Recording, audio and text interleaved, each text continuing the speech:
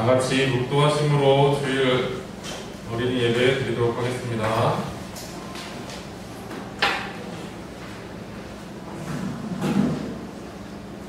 사랑이 많으시고 감사합니다.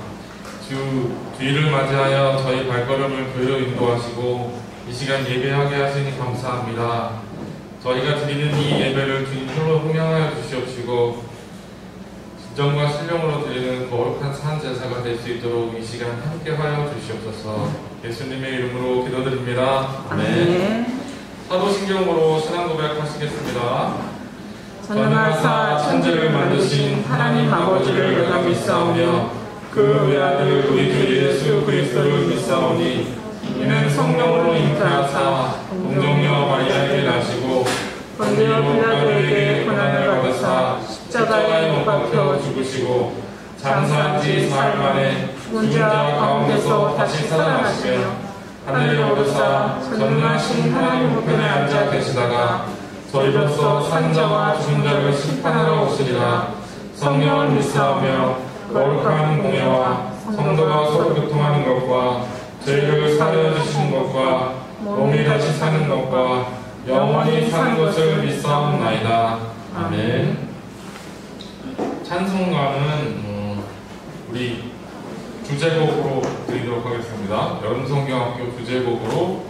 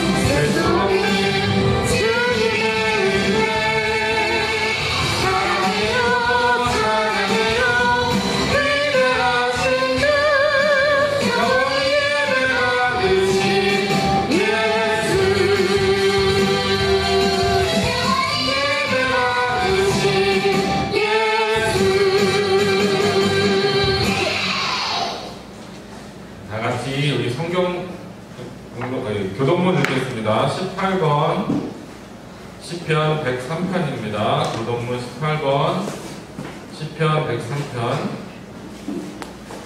내 영혼아 여호와를 송축하라. 내 속에 있는 것들아 다 그의 거룩한 이름을 송축하라. 내 영혼아 여호와를 송축하며 그의 모든 은택을 잊지 말지어다. 그가 모든 죄악을 사하시며 내 모든 병을 고치시며 내 생명을 파멸에서 승량하시고 인자와 긍휼로 관을 씌우시며 좋은 것으로 내 소원을 만족하게 하사 내 청춘을 독수리 같게 새롭게 하시는도다. 여호와는 긍휼이 많으시고 은혜로우시며 노하기를 더디하시고 인자하심이 풍부하시도다. 자주 경책하지 아니하시며 노를 영원히 품지 아니하시리로다. 우리의 죄를 따라 우리를 처벌하지는 아니하시며 우리의 죄악을 따라 우리에게 그대로 갚지는 아니하셨으니 이는 하늘이 땅에서 높음같이 그를 경외하는 자에게 그의 인자하심이 크심이로다.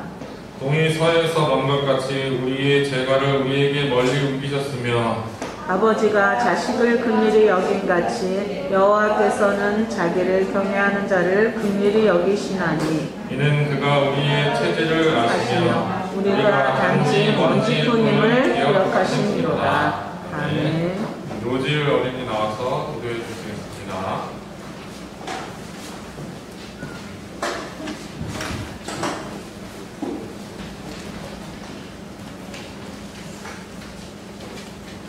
하나님 아버지, 오늘도 이렇게 모여 예배드리게 해주셔서 감사합니다. 코로나 때문에 모두 모여 예배드리지는 못하지만 각자의 자리에서 한 마음으로 예배드리고 있는 친구들이 있습니다. 빨리 코로나가 사라져서 함께 예배드릴 수 있게 기도합니다. 저희 건강을 지켜주시고 감사한 마음으로 하루하루를 살아가는 저희가 될 수 있게 기도합니다. 예수님의 이름으로 기도드립니다. 아멘. 우리 친구 기도 잘했죠? 이 시간에 성경 말씀 읽겠습니다. 에스라 10장 1절에서 12절입니다. 우리 주보에는 15절로 되어 있는데요. 10장 1절에서 12절까지입니다. 한 절씩 교독하도록 하겠습니다. 에스라가 하나님의 성전 앞에 엎드려 울며 기도하여 죄를 자복할 때에 많은 백성이 크게 통곡하며 이스라엘 중에서 백성의 남녀와 어린 아이의 큰 무리가 그 앞에 모인지라.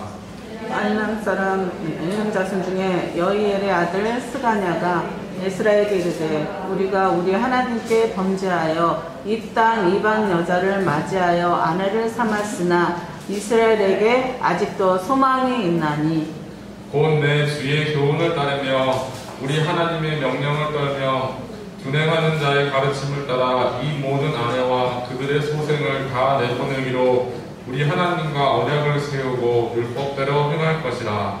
이는 당신이 주장할 일이니 일어나소서 우리가 도리니 힘써 행하소서 하니라.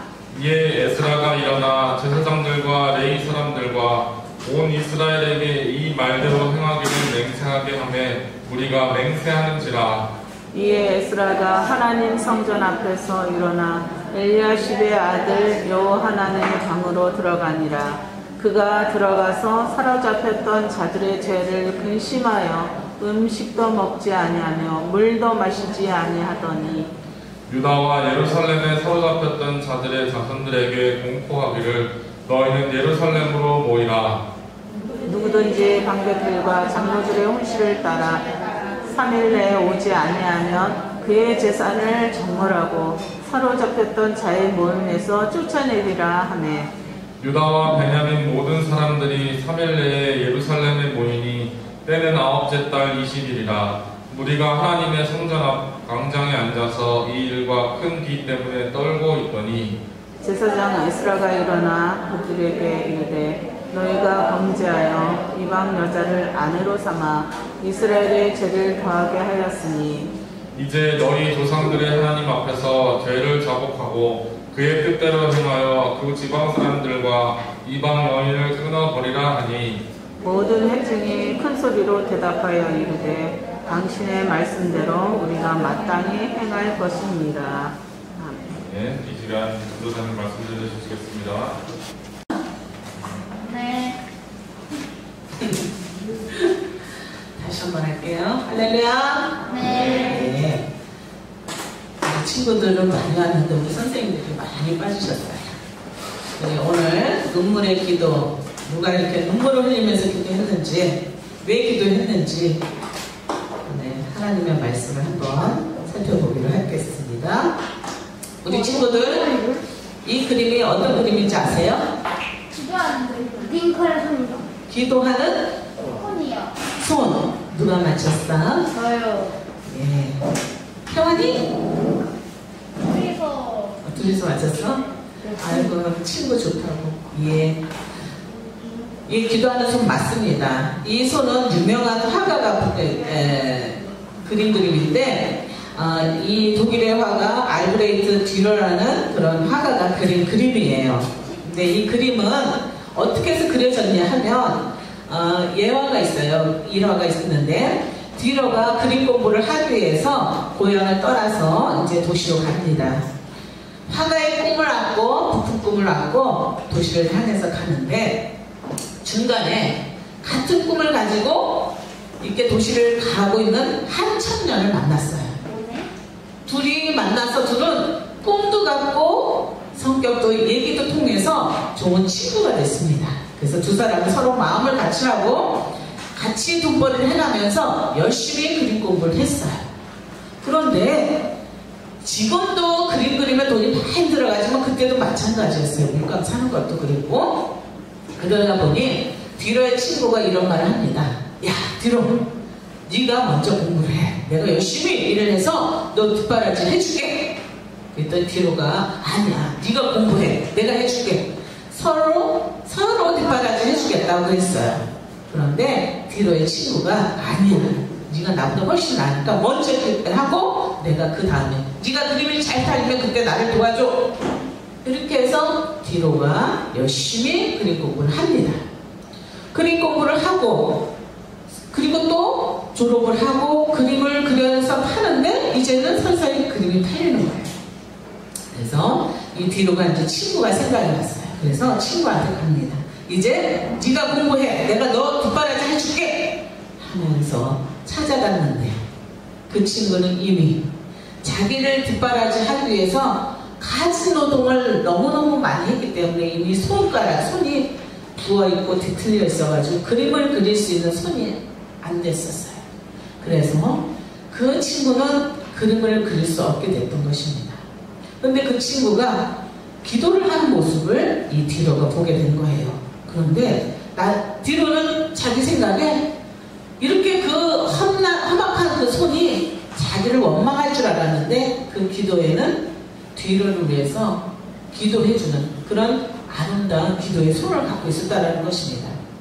그래서 듀러가 그 손을 보면서 뭐라고 했냐면 기도하는 손이 가장 깨끗한 손이고 가장 위대한 손이고 기도하는 자리가 가장 큰 자리고 가장 높은 자리야 라고 얘기를 하면서 그 그림을 그렸다고 합니다. 그리고 그 그림은 지금에도 가장 유명한 기도하는 손으로 널리 알려져 있습니다. 이처럼 기도는 굉장한 힘을 가지고 있어요. 기도를 통해서 듀러가 유명한 화가가 될 수 있었던 것은 듀러의 친구가 물질적으로 뒷받침도 해줬지만 그만큼 뒤에서 기도를 많이 했기 때문에 듀러가 훌륭한 화가가 될 수가 있었다는 것입니다. 이처럼 기도에는 엄청난 힘을 가지고 있어요. 그 힘은 어떤 힘도 있냐면 이런 힘도 있어요. 1517년 종교개혁을 처음 불을 지르는 사람이 있어요. 그게 바로 누구냐면 마르틴 루터예요. 마르틴 루터는 신부였어요. 시골교회의 신부였고 또한 신학교에서 신학을 가르치고 있는 교수기도 했습니다. 젊은 사람이었는데 늘 성경을 공부하다 보면 교회에서 행하는 그런 행사와 예배와 이 모든 것이 틀리는 부분들이 너무나 많았어요.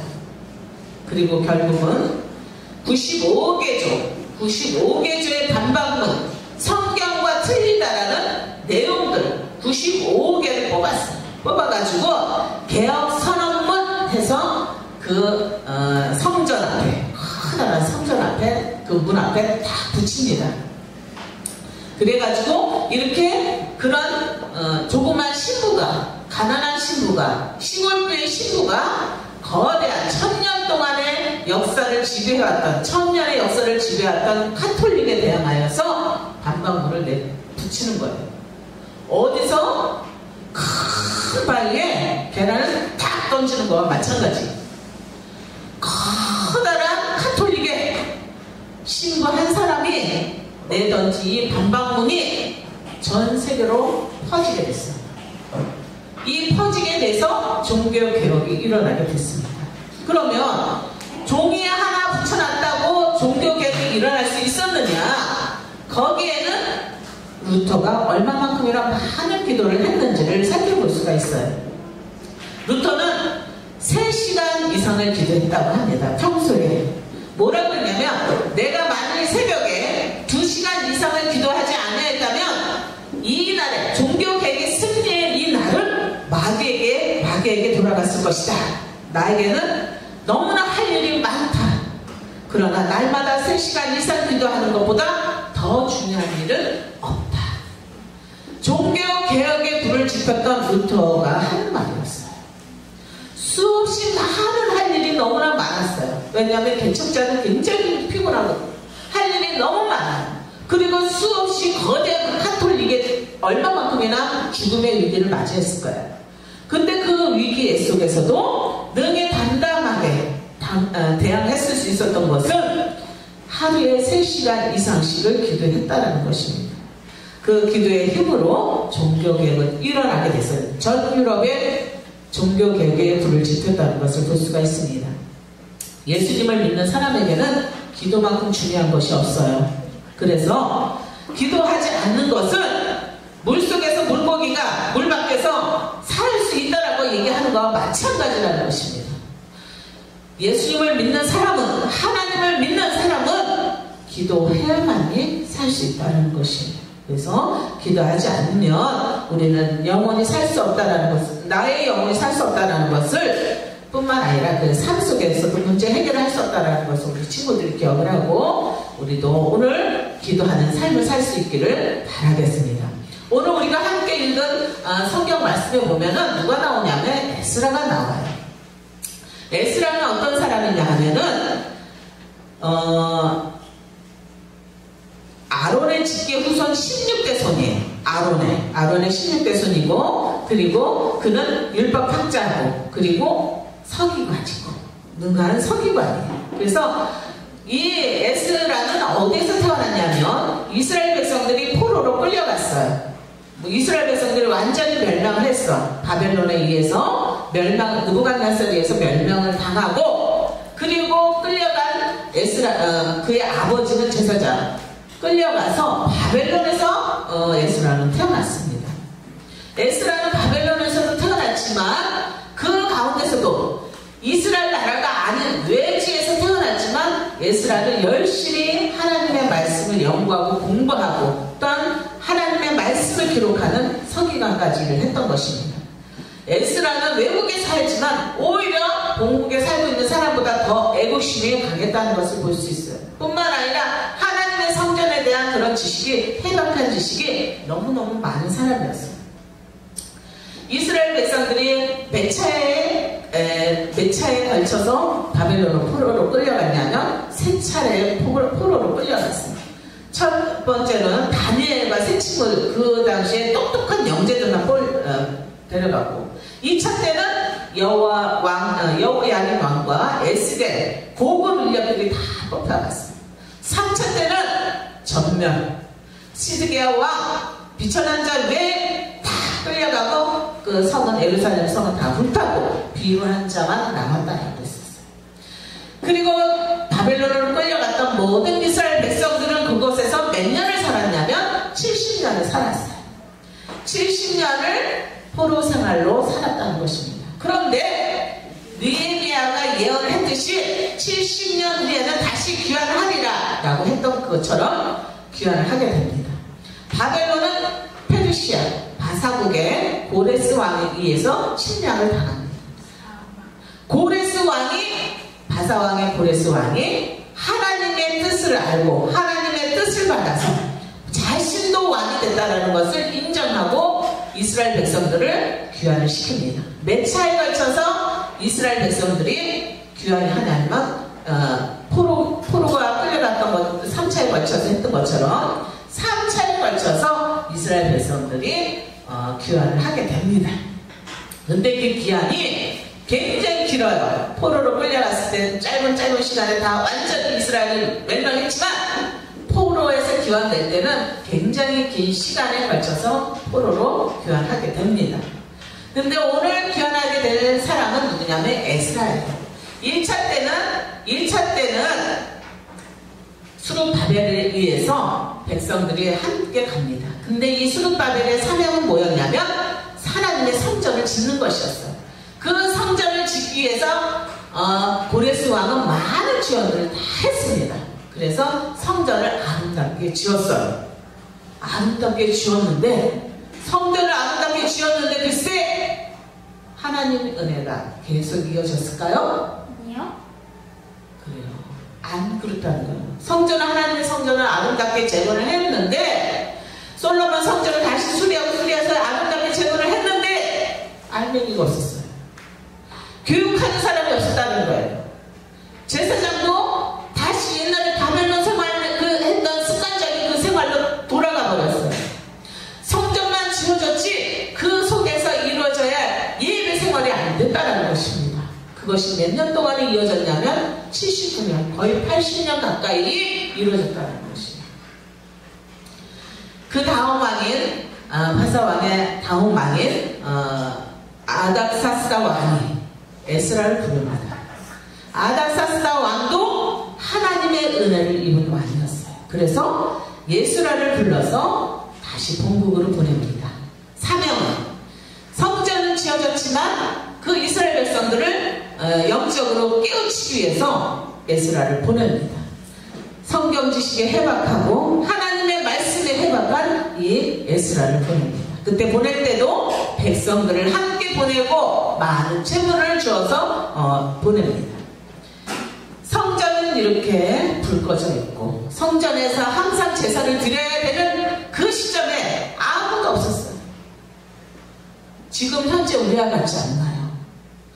곳곳에 교회들은 다 세워져 있어요. 아름다운 교회들은 큼직큼직한 교회들이 세워졌는데 코로나19 때문에 교회들은 텅텅 비어서 예배를 안 드린대요. 우리는 그나마 계속해서 주일학교 예배를 드리고 있는데 큰 교회조차도 주일학교 예배가 없다고 합니다. 그렇게 아름답게 지어졌던 그 교회들도 애들이 없어요. 어른들도 없어요. 어디 갔어요? 교회는 텅텅 비어놓고 하나님께 예배 드릴 그 자리에 하나님은 안 계신데 우리 사람들은 성도들은 없다라는 것입니다. 이렇게 영적으로 황폐해져 있는 이스라엘 백성들을 모으기 시작했어요. 그래서 에스라가 귀환을 합니다. 귀환을 해서 부푼 꿈을 안고 하나님의 말씀을 가르치고자 부푼 꿈을 안고 입성을 했는데 와서 보니 참혹한 때일 때였어요. 거의 80년 가까이의 그 생활은 영적인 생활은 황폐해져 버리고 바벨론에서 했던 이방 여인과의 결혼, 하나님의 사랑과 이방 여인의 결혼, 그 다음에 우상을 섬기는 것, 정말 세상적인 욕구로 사는 그런 삶으로 다 바뀌어져 버렸다는 것입니다. 그러니 하나님 전이 텅텅 비울 수밖에 없지요. 하나님 성전이 저렇게 불이 꺼질 수밖에 없지요. 그 모습을 본 에스라는 성전 앞에서 웁니다. 기도를 합니다. 백성들이 제가 내죄인 것처럼, 저 사람의 죄가 내 죄인 것처럼, 우리나라 이런 상황이 내 죄인 것처럼 이렇게 울고 기도합니다. 그럴 때 하루, 이틀, 사흘 비가 와도 울고 그 성전에서 계속 기도하면서 웁니다. 그런데 역사가 일어나요. 어린 아이부터 시작해서 한 사람씩 나와서 기도를 하게 됩니다. 영적인 각성이 회개운동부터 일어났던 것입니다. 큰 역사들이 일어나서 이스라엘 백성들이 다시 회복하는 그런 시간들을 갖게 됐다는 것이에요.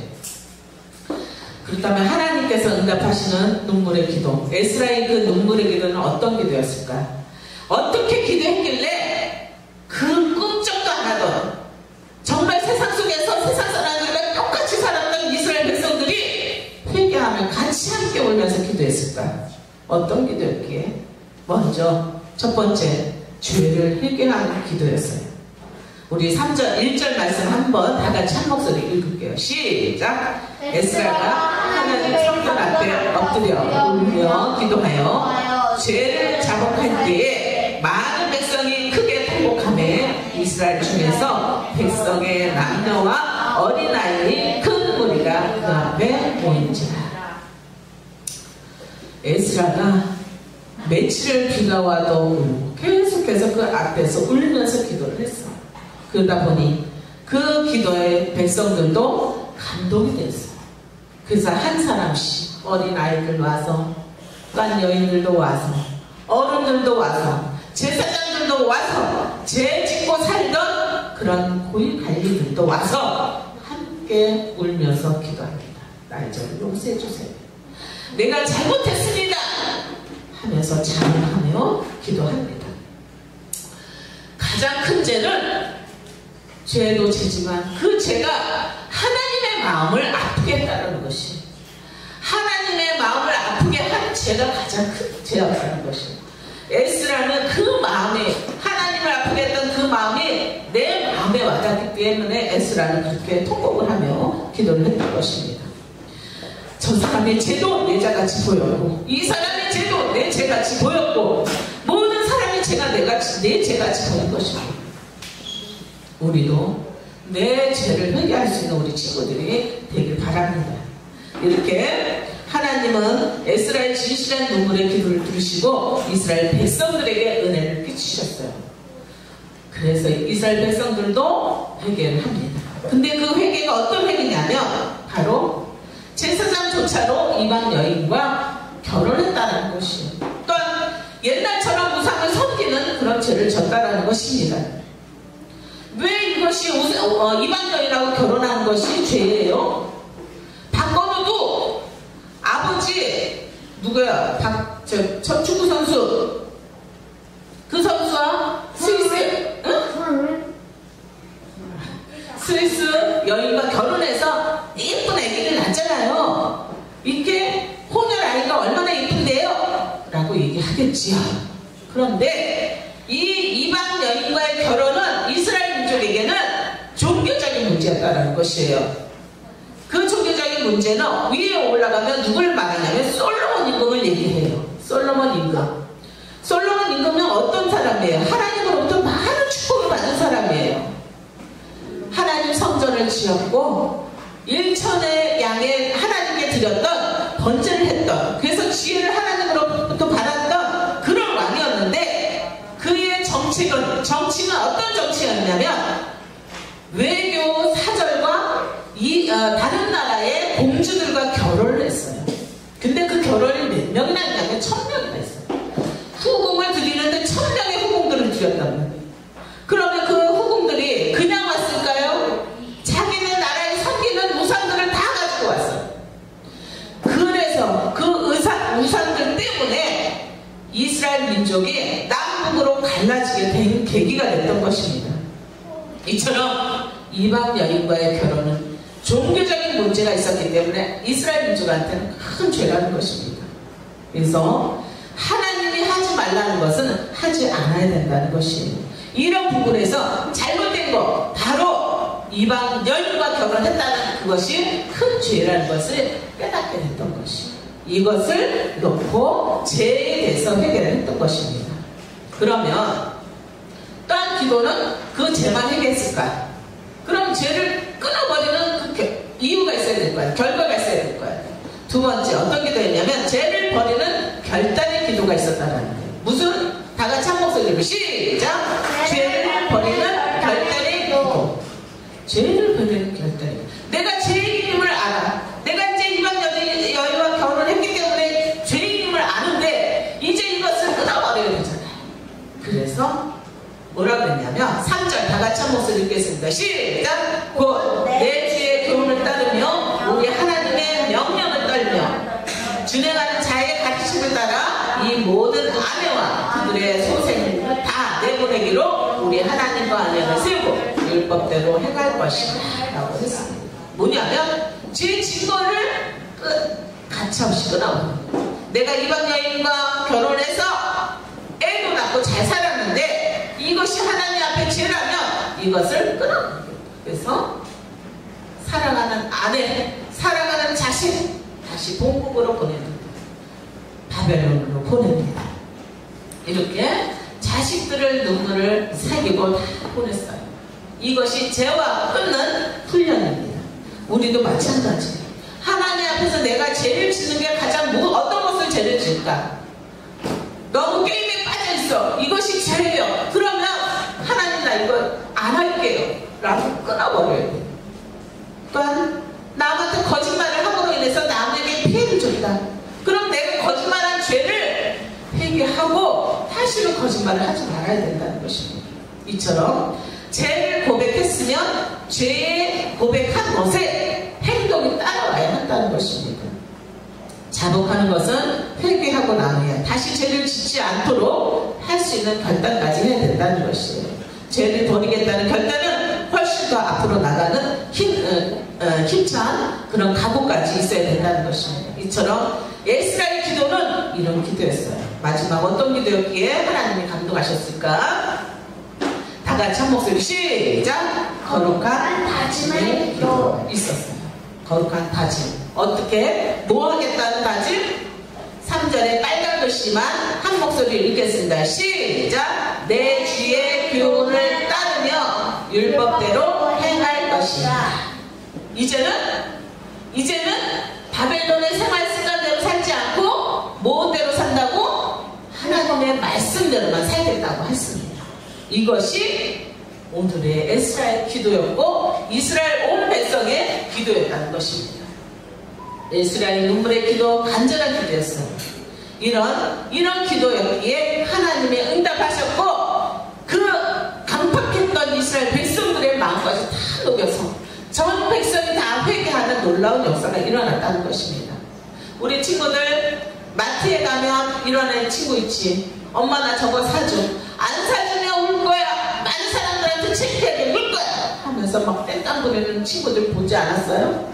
네, 많이 봤죠. 우리 친구들도 그랬지요. 전도사님 아들도 그랬어요. 그러면 어쩔 수 없이 저렇게 우는데 하나 사주잖아요. 이처럼 우리가 하나님께 기도할 때도 이렇게 간절한 마음으로 기도하는 거예요. 그러면 우리 하나님 응답하신다는 것을 기억을 하시고 이런 기도 어떤 기도냐면 야곱도 그런 기도 했어요. 야복강가에서 천사와 씨름할 때 아주 때를 썼어요. 떼쟁이였어요. 야곱도 떼쟁이. 기도하는 사람, 응답받은 사람들 보면 다 떼쟁이에요. 때를 써서 하나님 응답해주세요 라고 기도를 합니다. 이처럼 에스라의 기도, 그 기도가 우리가 하는 그런 기도가 되길 바라겠습니다. 너무 바빠서 기도합니다 라는 책이 있어요. 하나님은 하나님 자녀들이 간곡히 기도할 때 기도를 들으신다는 것인데 너무 바빠서 기도합니다. 어떻게 바쁜데 기도해요? 라고 얘기하는데 이 책은 기도가 우리의 삶 속에서 가장 최우선이 되어야 된다고 이렇게 기록을 하고 있습니다. 정말 나 이번 주 시험이에요. 시험 공부해야죠. 그거보다 더 우선이 되어야 되는 게 기도예요. 학원 가야 돼요. 학원에 약속했어요. 선생님하고 약속했어요. 그거보다 더 우선이 되는 것이 기도라는 것입니다. 우리의 삶 가운데 나의 믿음 생활, 나의 신앙생활 가운데 가장 우선이 되어야 될 것이 기도 생활이라는 것을 기억을 하시고 하나님께서는 기도를 통해서 일을 하시고 또한 그 일을 마치십니다. 세상에 주이신 하나님 앞에 더 열심히 기도해서 우리 친구들 응답받는 우리 친구들 되시기 바라겠습니다. 다짐하면서 말씀 마칠게요. 시작! 기도가 능력임을 믿어요. 하나님께서는 눈물의 기도를 통해 놀라운 일을 행하심을 믿어요. 기도는 모든 일의 시작이며 끝임을 믿어요. 기도하겠습니다. 살아계신 하나님 감사합니다. 에스라 시대가 오늘날 우리의 시대와도 똑같습니다. 살아계신 하나님, 위대하신 하나님의 놀라우신 역사는 사람을 통해서 이루어진다는 것을 또한 우리 에스라를 통해서 보았습니다. 하나님의 사람 에스라의 그 눈물 어린 그런 기도로 온 백성까지 회개하고 영적으로 각성하고 하나님의 말씀대로 살겠다고 다짐을 하였습니다. 우리 또한 코로나19로 이처럼 교회가 여러 가지로 어려움이 겪여 있지만 그 가운데서도 믿음 생활을 하기 위해 교회 하나님 앞에 나온 우리 친구들 중심으로 하나님의 일을 이뤄가실 수 있도록 우리에게 늘 기도하는 삶을 살 수 있도록 도와주세요. 우리에게 힘을 주세요. 기도할 수 있도록 힘을 주세요. 살아계신 하나님, 그래서 나를 통해서 우리 초등부 친구들을 통해서 하나님의 놀라운 일을 이뤄가는 믿음의 일꾼들이 될 수 있도록 축복해 주세요. 예수님의 이름으로 기도했습니다. 네, 헌금하겠습니다. 우리 오한여 사반 친구 나와주세요.